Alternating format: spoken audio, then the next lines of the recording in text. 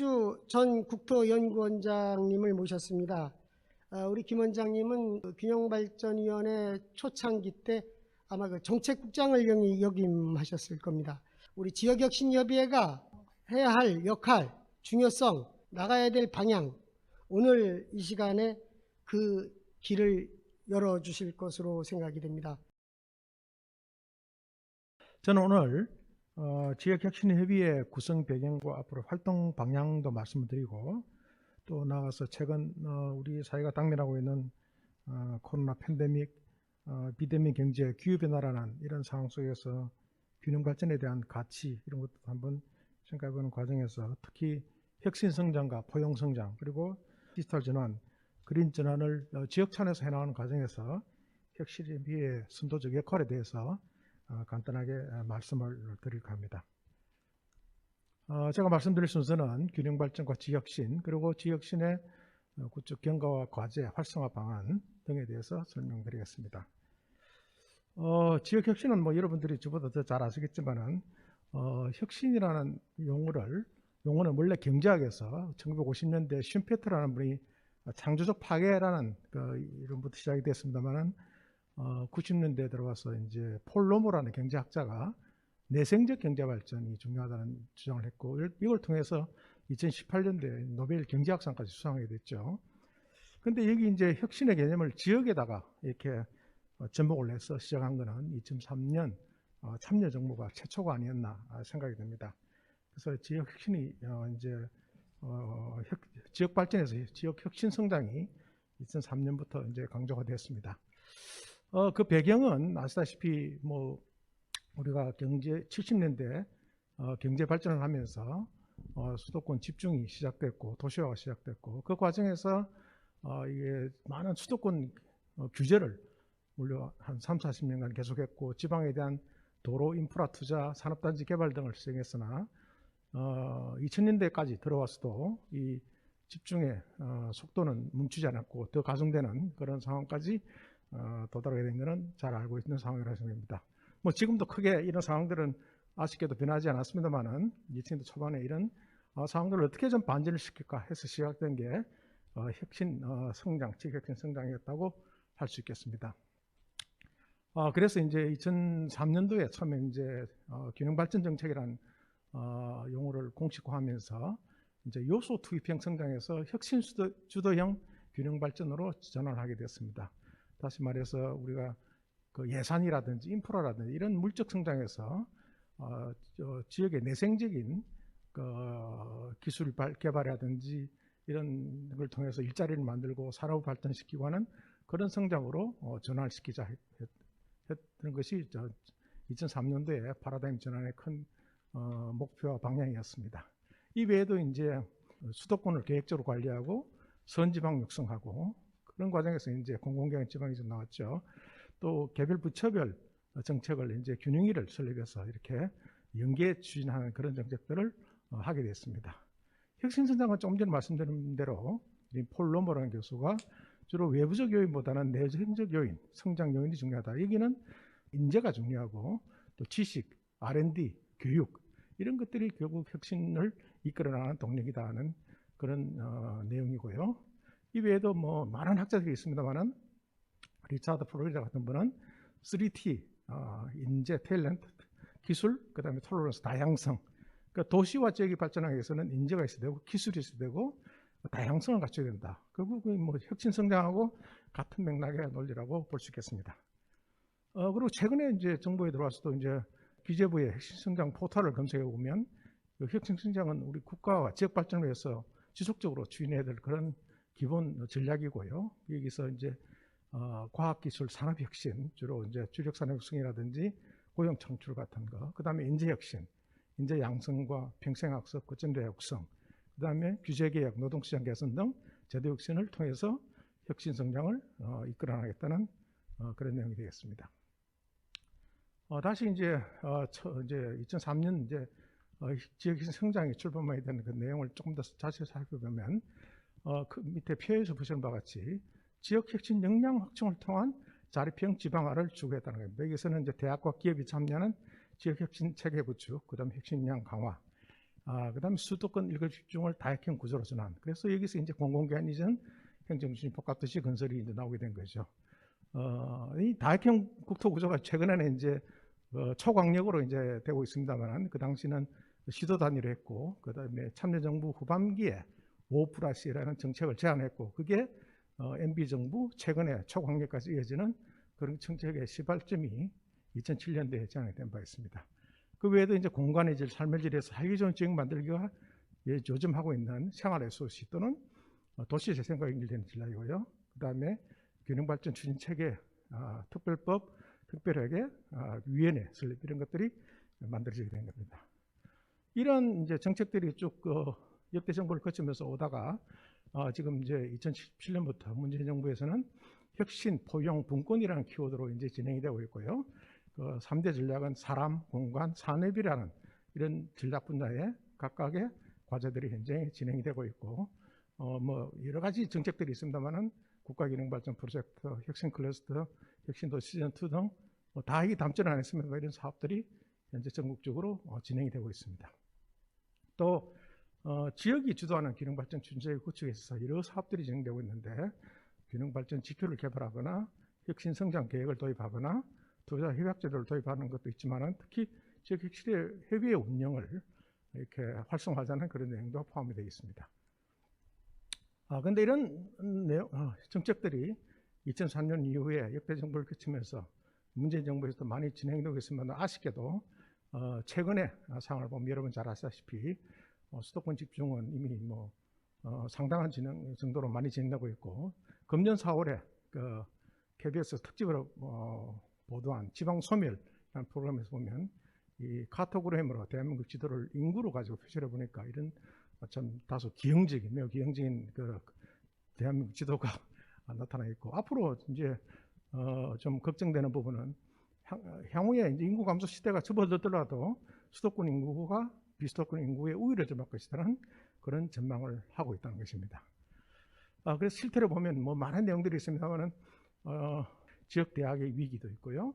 그다음에 의료 격차, 환자는 서울로 가고 노후 의료 장비는 지방으로 가고, 그다음에 최근에 부동산 가격, 집값 이런 것 때문에 지방과 수도권 간의 자산 격차가 확대되는 이런 상황이 진행되고 있습니다. 오른쪽 상단의 그림에 보시면 수도권, 비수도권의 그 청년 수는 77%가 비수도권에 청년이 있으면, 수도권의 잡은 70%가 수도권에서 일어나고 있다는 그런 기형적인 상황 때문에 계속적으로 청년들이 수도권으로 이동하고 있는 그런 상황입니다. 그래서 지방 소멸, 뭐 소멸이라는 용어가 그렇게 뭐 바람직한, 일본에서 나온 용어인데 바람직한 용어는 아닙니다만 그 정도로 위기 상황이라는 그런 의미로 볼 수 있는데, 그런 상황에서 우리 국토는 이제 마치 뼈에서 이제 뼈에 구멍이 나면 전체가 노화되고 전체 병이 생기듯이 국토가 하나의 골다공증에 걸린 그런 상황으로 진행되고 있다, 이렇게 볼 수 있습니다. 이 표도 균형에서 나온 표인데 제가 조금 더 추가를 한 내용인데, 기후 감소, 앞으로 디지털 전환, 기후 위기, 그 다음에 포스트 코로나는 이런 큰 메가 트렌드가 어떻게 공간적인 영향을 미칠 것이냐, 뭐 여러 가지 플러스 마이너스 영향들이 있습니다만, 대체적으로 지방에 대한 더 위기가 커질 것이다 하는 겁니다. 예를 들면 디지털 전환만 하더라도 이게 R&D라든지 우리가 지금 K 클러스터, 반도체 클러스터라든지 다양한 이런 산업들이, 이런 신성장 산업들이 인력이 풍부한 수도권 위주로 성장 될 수밖에 없는 그런 좀 불가피한 상황도 진행되고 있고, 그러다 보니까 한편으로는 지방에는 더 위축되는 그런 기회가 나타나기 때문에 그걸 우리가 어떻게 극복해 나갈 것인가는 매우 중요하고, 그 과정에서 우리가 혁신 성장, 그리고 지역 혁신의 역할이 매우 중요하다고 할 수 있겠습니다. 지역 혁신 체계는 계속 말씀드립니다만은 지역 혁신 리저널 이노베이션 시스템, 요즘 말하면 지역 혁신 생태계 구축이 되겠습니다. 그게 2003년도에 처음에 이제 제안이 됐고, 그 아래 그림에서 보신 바와 같이 지자체, 지방대학, 지방기업 등이 같이 협력을 해서 지역의 기술 혁신 능력을 키우고 인재를 양성하고 새로운 산업이 일어나고 고용이 창출되고, 그렇게 함으로써 일자리가 만들어지고 자립형 지방으로 이끌어가는 그런 성장을 하자는 게 취지였습니다. 그래서 이제 여기 관련되는 주체들은 대학, NGO, 시민사회, 기업, 공공기관까지 다 포함되는 그런 그 지역혁신 구성원이 형성이 되고 여기에 다양한 제도 개선이라든지 인적 자원이라든지 R&D라든지 인프라도 지원이 돼가지고 하나의 지역혁신 생태계 체계가 만들어져서 균형 발전을 달성하자는 그런 취지였다고 할 수 있습니다. 이런데 이런 지역혁신 협의회는 아시다시피 참여정부 때 지역혁신 협의회, 그다음에 이명박 정부에서는 5+1가 되면서 광역경 경제권 발전위원회, 박근혜 정부에서는 기초생활권 단위로 가기 때문에 생활권 발전 협의회, 그다음에 다시 이제 문재인 정부에 와서 지역혁신 협의회가 복원이 돼서 현재 진행이 되고 있습니다. 뭐 규모나 활동 내용은 조금씩 변화가 있습니다만은 진행되고 있고요. 그다음에 이제 이게 지역혁신 협의회를 만들 때 이제 큰 이제 파라다임이 이제 변했는데 이게 잠깐 보시면 원래는 균형위와 균형발전기획단, 그다음에 시도, 시군구, 중앙부처가 있는데 왼쪽에 그 파란 박스에 있는 것처럼 균형발전위원회가 있고 그다음에 커미티죠. 커미티가 있고 지역혁신 협의회가 있고 그다음에 그 시도, 시군구 단위로 이렇게 별도로 하나를 추가를 해서 만들었다는 게 굉장히 이거는 상징적이고 전환점이 된 지역발전의 전환점이 된 어떤 정책 방향이라고 생각됩니다. 그래서 이런 지역혁신 협의회가 과거는 시도가 다 했지만 이제 이런 지자체라든지 뿐만 아니고 기업, 대학들이 같이 협력을 해서 지역혁신을 선도하고 지원하고 서로 네트워킹하고 지역혁신을 촉진하고 또 중앙과 지방 지역의 다양한 구성들을 연결해주는 그런 가교 역할을 해주도록 하고 있고 또 이걸 하기 위해서 균특법에다가 그 법적 기능을 이제 담았습니다. 그래서 시도 계획을 수립하고 그다음에 많은 내용들을 검토하고 의견을 제시하도록 했습니다. 그래서 그러면 보시는 바와 같이 취지는 굉장히 브로드하고 넓은데 법적 기능은 좀 제한적으로 실무적으로 되어 있습니다. 그러다 보니까 이게 조금 역할의 어떤 갭이 크지 않았나 생각이 됩니다. 앞으로 이런 것들은 좀 보완이 필요하지 않을까 생각이 됩니다. 이거는 2003년부터 2007년까지 혁신의 협의회 활동이었습니다. 그래서 전국에서 그 당시는 이제 혁신협의회가 한 지도당 지금 현재는 20명 정도 되는데 그때는 60명으로 되어 있었죠. 그러다 보니까 굉장히 전국적으로 한 800명 이상의 분들이 참여를 했고 다양한 사업들을 진행을 했습니다. 그리고 이제 문재인 정부 와서는 이제 2기 협의회가 출범했습니다만 1기 활동을 제가 자료를 받아서 보니까 혁신협의회를 재출범해서 여러 가지 그 협력의 어떤 기반을 만들고 그동안 분과협의회도 구성을 해서 여러 가지 예산 검토라든지 계획 수립의 자문이라든지 이런 것들을 해온 거로 알고 있고 또 그렇게 진행을 하고 있습니다. 예를 들면 그 시도 발전 계획을 수립할 때 보통 그 산업부가 지침을 주고 균형이나 협의회 지침을 가면 이제 지자체가 계획을 수립해서 제출하면 이제 균형이가 심의를 해서 의결을 하는 그런 과정에서 혁신협의회가 의견을 내고 피드백할 수 있는 그런 과정을 거치도록 했고 균특의 예산을 편성할 때도 지자체 중앙정부 균형위로 가는 그런 과정에서 지역혁신협의회가 의견을 제시할 수 있도록 이제 하고 있습니다. 그러다 보니까 중앙 차원에서 지역 차원에서의 부족한 면이 이제 나타나기 시작했습니다. 물론 지금 말씀드린 이런 내용들은 이제 그동안 문재인 정부 들어와가지고 많이 개선해서 변화된 상황입니다만 원래 이제 가지고 있던 본질적인 문제를 말씀드리면 여전히 중앙부처는 산업부, 중기부, 과기부는 자기 사업 분야, 클러스터 사업, 특화 산업 육성, 연구개발 특구 사업 이런 사업들을 바탕으로 해서 자기의 어떤 혁신 지원기관, TP라든지 무슨 R&D 지원단이라든지 이런 기관을 통해서 지자체 사업을 하게 되는 그런 개별적인 시스템을 하다 보니까 이게 지역 단위에서는 다 이렇게 파편화되는 그런 현상이 생겼다는 이야기고요. 또 그러다 보니까 저 오른쪽 그림에서 보시다시피 중앙부처별로 지원기관 간의 연계는 교육부는 산업, 대학, 그래서 산업부는 TP 이런 식의 연결이 잘 됩니다만은 그 지역 시도협의회는 조금 약간 괴리가 돼가지고 심의 의결, 자문 시도와 주로 네트워킹하는 그런 기관으로 좀 소극적으로 변해서 그게 좀 아쉬웠다 하는 거고 이걸 이제 균형에서 아마 많이 바꾸고 정책적으로 바꾸고 있는 걸로 알고 있습니다. 그러다 보니까 지금 지역에서 이제 많은 이런 기관들 자원이 있는데 추리 있는 분연이나 테크노파크 있는데 이게 이제 이게 사일로 방식으로 부처별로 이렇게 수직적으로 연결되어 있다 보니까 실제 지역에서는 서로 이렇게 네트워킹이 안 되고 거기서 지역신협의회가 좀 더 역할을 할 수 있는데 기회가 주어지지 않은 그런 상황이 진행되고 있습니다. 뭐 그러면서 보시는 바와 같이 부처별로 많은 기관들이 있습니다.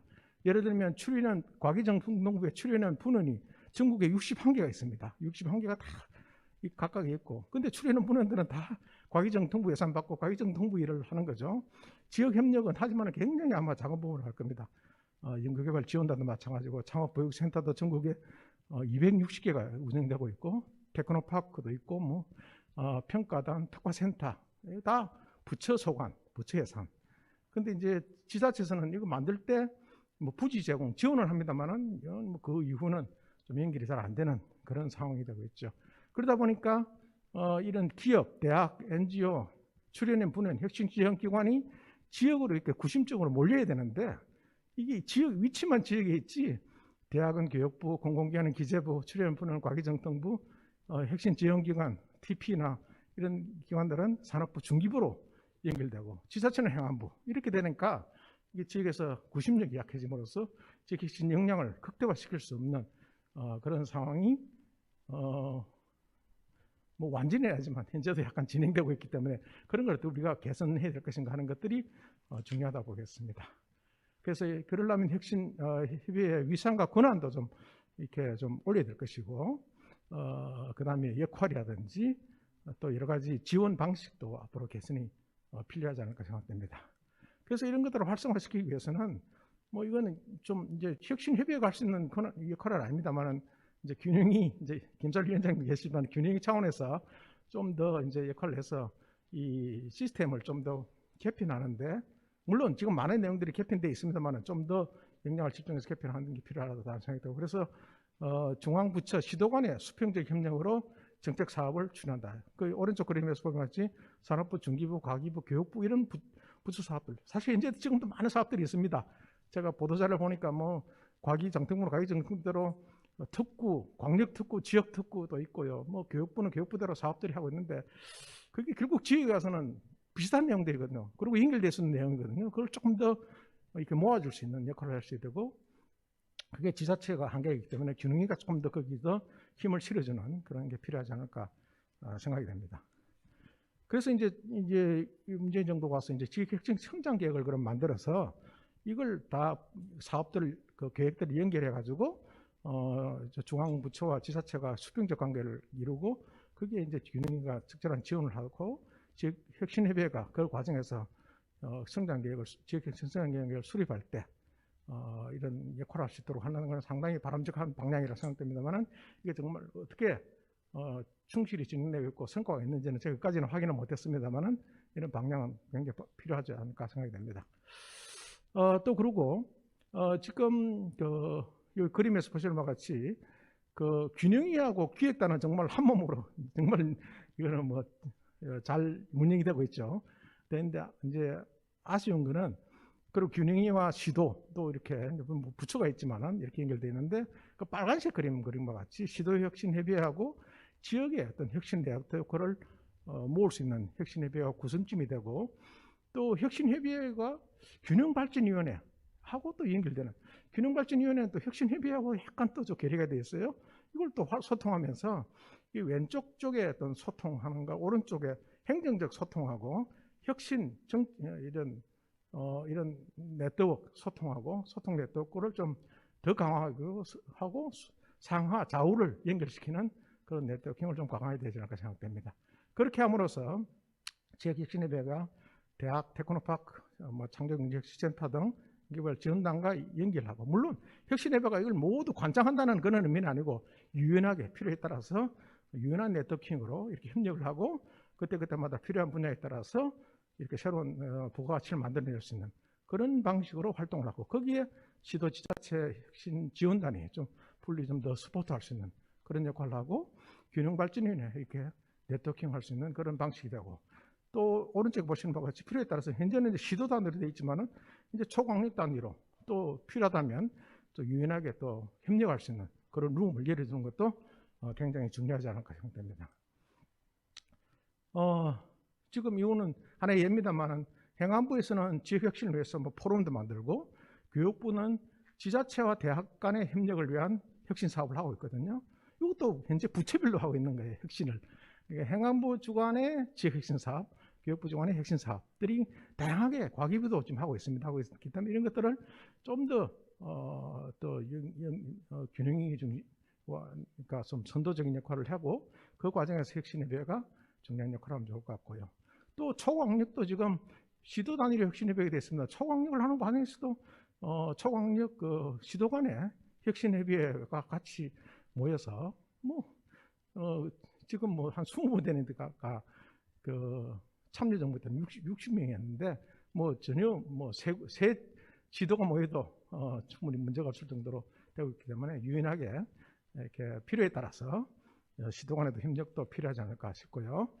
두 번째는 이런 시스템을 바꾸는 데 있어서 이제 지역시의 플랫폼 기능을 만들어줘야 된다. 요즘 아까 시스템에서 생태계, 이제 요즘은 이제 플랫폼이죠.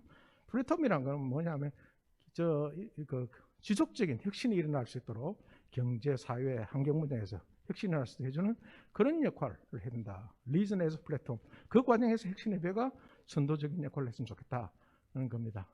예를 들면 밑에 그림에서 보시는 바와 같이 현재 과거의 지역 발전이 규모의 경제, 대학은 대학대로 우리는 대학에 그 취업을 얼마 한다든지 어떻게 한다든지 기업은 매출을 올린다든지 등등 이런 개별 목표 가지고 그걸 다 모은 게 지역 발전의 총량입니다만은 그런 방식이 아니고 이제는 네트워킹에 의해서 전체적인 파일을 더 키울 수 있는 그런 방식으로 혁신 생태계 가치를 극대화시키고 자원을 네트워킹하는 그런 방식으로 그 파이프라인과 사일로 방식에서 플랫폼 방식으로 변화시키면서 그 단편적인 방식이 아니고 그다음에 지속 가능한 계속적으로 이렇게 진행이 될 수 있는 그런 방식으로 나가야 된다는 거고, 두 번째는 개방형 혁신 방식으로, 이걸 잘 아는 내용입니다만은 우리가 지역 혁신협의회에 해서 20분만 활동하는 게 아니고 이걸 전부 오픈 방식으로 필요에 따라서는 지역 외부 다른 시도까지 참여를 하고 필요에 따라서는 해외 전문가도 참여를 한다든지 해서 이 개방형으로 네트워킹을 만드는 게 중요하다는 겁니다. 단순히 그래서 거기서 지식의 어떤 이런 전달 기획만 아니고 좀 더 여러 가지 그 시민사회까지 참여해서 지금 혁신의 모델이 그전에는 트리플 방식인데 주체가 이제는 쿼드러 헬릭스 방식으로 변한다는 거 아닙니까? 여기에 산학연관에서 산학연관 시빌 소사이티 시민, 그러니까 지금 결국 휴먼 리더도 마찬가지예요. 그래서 주민 모든 게 이제 사람 중심으로 바뀌기 때문에 참여를 해서 진행을 할 필요가 있고, 요즘 오늘도 그렇습니다만은 이제 앞으로는 코로나가 지나더라도 대면 방식 또 비대면 방식을 적절히 온라인 오프라인을 연계해서 이런 다양한 혁신 아이디어 같은 것이 창출될 수 있도록 하는 지혜를 좀 더 발휘해야 되지 않을까 생각이 됩니다. 그리고 또 하나 중요한 거는 요즘 리빙랩이라는 말을 많이 쓰는데, 리빙랩이라는 게 역시 이제 생활의 실험실, 주민, 지자체, 기업들이 모여서 이렇게 혁신 활동을 해 나가는 데 있어서 그걸 단순히 지역사회 문제 해결뿐만 아니고 정책 어젠다까지 같이 논의하는 그런 방식이 우리 폴리시 랩이라고 할 수 있는데, 이런 것들을 좀 할 필요가 있다는 겁니다. 근데 위에 그 파란색으로 표시한 거 보면 지역혁신 협의회를, 이름이 협의회인데 왜 지역혁신위원회를 하지 않았을까 생각을 해봤습니다. 왜 협의회를 했을까? 위원회는 굉장히 포멀한 조직입니다. 이게 심의도 하고 하는데, 협의회는 그런 형식적인 걸 떠나서 다양한 주체가 참여하고 소통하고 제안하고 그 다음에 유연한 방식으로 운영할 수 있도록 이렇게 열어놓은 게 협의회입니다. 그래서 그런 취지에 맞게끔 활동하고 그런 과정에서 폴리시랩 방식으로 운영을 함으로써 정책 혁신과 팔리시 이노베이션과 소셜 이노베이션을 함께 만들어가는 게 중요하다는 거고요. 조금 더 보완을 하자면 이런 폴리시 랩으로 방식을 하면 우리가 행정 전문가 중심의 이런 폐쇄적 의사결정을 보완할 수 있고, 그 다음에 새로운 이제 정책들이 많이 나타나고 있는데, 혁신 정책이 나타나는데 사실 정부기관 혼자 하면 리스크를 다 집니다. 그런데 같이 리스크 쉐어링을 하면서 하는 그런 장점도 있다고 할 수 있습니다. 그 다음에 또 하나는 지금까지 혁신이라고 했는데 포용을 우리가 이제 고려하지 않았었죠. 지역 혁신 생태계를 구축하는데 포용도 중요한 거죠. 그래서 우리가 여러 가지 양극화, 불균형, 코로나 때문에 더 심해진 이런 상황들이 각 분야에서 지역 간의 디지털 격차, 문화, 주거, 고용시장, 환경, 에너지 이 분야에서 굉장한 격차들이 지금 발생하고 있습니다. 그런 상황에서 이 격차를 어떻게 줄여 나갈 것인가 하는 것들이고, 그런 과정에서 지역 혁신 체계도 혁신 플러스 포용을 강조하는 게 중요하다는 거고요.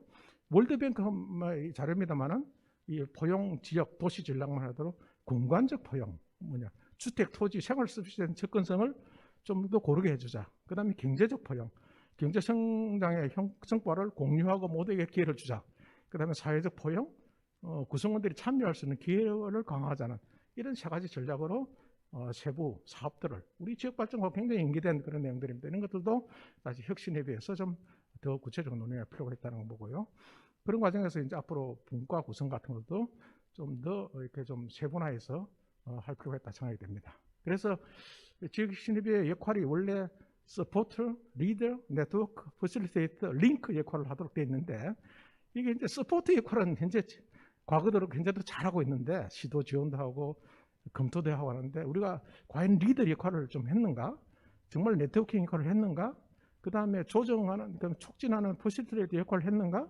그 다음에 지역과 지역을 연결해주고 중앙과 지역을 연결해주는 협의회 역할을 했는가? 물론 이게 다 협의회 책임은 아닙니다만 그런 시스템, 제도적 환경 이런 것들이 다 갖춰져 있는 것까지 포함해서 우리가 한번 좀 깊이 생각할 필요가 있고, 그런 측면에서 그 아래 4개 부분의 역할은 더 강화하는 방향으로 나가야 되겠다는 거고, 그런 과정에서 혁신협의회 생태계 구축의 방향도 바뀌어야 될 것이다. 그래서 그러려면 균형발전 정책을 하는 데 있어서 여러 사업들을 9대 과제 많은 걸 합니다만은, 그리고 지역혁신협의회 역할을 그 하위 세부 과제로 나와 있습니다만 그걸 좀 올려가지고 좀 더 선도적 중점적인 정책으로 좀 더 격상을 시킬 필요가 있다 하는 생각이 들고요.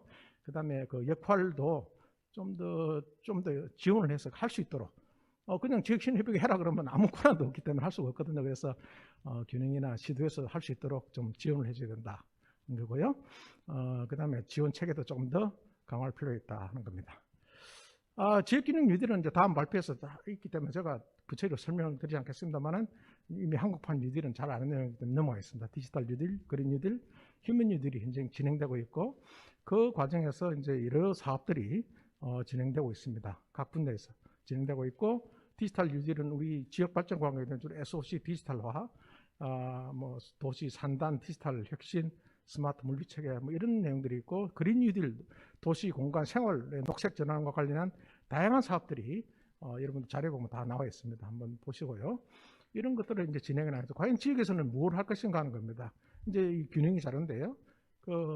결국 한국판 뉴딜을 국가적으로 할 때 이걸 지역에서 지역 경제 활성화하고 이를 통해서 균형 발전을 더 촉진할 수 있는 계기를 삼아보자는 거고요. 그래서 균형에서는 지역 주도성 강화의 그 두 번째 전략으로 지역 균형을 넣어가지고 진행을 하고 있는 걸로 알고 있습니다. 그래서 앞으로 균형에서도 앞으로 이제 4년 균형의 4년의 성과를 이제 한 자료에서 인용을 한 건데요. 5개년 계획, 그 다음에 5+2 등 권역별 유연한 발전 전략, 지역 균형 뉴딜을 추구하는 걸 알고 있습니다만, 이게 이제 균형 뉴딜하고 5+ 초광역도 사실 별개가 아니고 서로 또 이것도 같이 연결될 수 있는 전략이 생각됩니다. 초광역도 현재는 너무 좀 인프라, 산업 쪽으로만 가고 있는데 이것도 지역 균형 뉴딜과 충분히 연결돼서 갈 소지가 많기 때문에 그런 측면에서 그 시도 균형이 그다음에 협의의 역할이 앞에서 강화되어야 될까 생각되고요. 자, 그래서 이제 여기 지자체 주도형 사업 여러 사업들을 하고 있는데 여기 전국적으로 이제 사업 진행된 거죠. 이제 이런 과정에서 지역혁신 역할이 현재는 제가 이거 그린 건데 혹시 좀 오류가 있는지 모르겠습니다만 중앙부처 균형회의과 시도가 뉴딜 계획 사업도 발표를 하고 제안을 할 겁니다. 아마 거기에 주로 아마 출연 연구기관, 대학 공공기관들이 많이 서포트하는데 이렇게 좋습니다만은 밑에 그림에서 보시는 바와 같이 지도 지역혁신협의회하고 출연연 대학이 좀 더 중심적인 역할, 혁신협의회 역할을 좀 더 강화를 해서 같이 해서 균형이와 좀 더 피드백을 강화하고 그 과정에서 그 시도가 지역 뉴딜 계획안을 제안하고 하는 그런 공식 과정으로 진행되면 더 좋지 않을까 생각이 되고요. 또 앞으로 많은 사업들이 여기는 예시입니다만은 지역 뉴딜과 관련해서 우리가 보면 이제 지역에 데이터 구축 이런 내용들이 없습니다. 지역에 외국에 보면 굉장한 데이터 중심의 그 사회를 가고 있거든요. 우리는 이제 국가균형 발전 지표만 이렇게 하고 있는데 중앙 차원에서 지역 차원에서도 많은 분야의 데이터 구축과 기획, 활용 그걸 비즈니스화하는 그런 기회가 굉장히 주어지고 있기 때문에 그런 것들에 대한 기회, 그게 뭐 산학협력이라든지 고용이라든지 방제라든지 의료복지, 문화 분야의 이런 데이터를 구축과 활용 비즈니스화 이런 것에 대한 제안, 그다음에 광역 뭐 인프라, 그다음에 광역 모빌리티 서비스 이런 분야, 그다음에 디지털 규제 뉴딜과 관련된 규제에 관련해서도 탑다운에서 보는 시각과 지역에서 그걸 할 때 필요한 규제 같은 것도 많을 겁니다. 그런 것들도 제안한다든지 하고 또 지역 그린 뉴딜에서도 기후변화에 대해서 지자체 간의 공동 대응, 미세먼지 관리라든지 공동 제안한 대응 시스템 구축이라든지 이런 것들, 그 다음에 에너지 진환도 우리가 마을 단위도 하지만은 지역 단위, 초광역 단위에 충분히 할 수 있거든요. 그런 거, 그 다음에 광역적 자원순환도 이 소지역 단위도 하지만 정말 자원순환이야말로 광역적인 차원에서의 어떤 역할도 굉장히 중요하다는 거고요. 물론 아주 극히 일부 예입니다만 이런 사업들이 굉장히 중요하고 이런 그린 뉴딜, 지역 디지털 뉴딜을 지역에서 좀 발굴하고 그런 과정에서 지역적 시내비화가 지역의 많은 그 기관들하고 협업을 통해서 저렇게 발굴해내는 그런 역할이 좀 더 강화됐으면 좋겠다는 그런 말씀을 드리면서 제가 말씀 마치도록 하겠습니다. 감사합니다.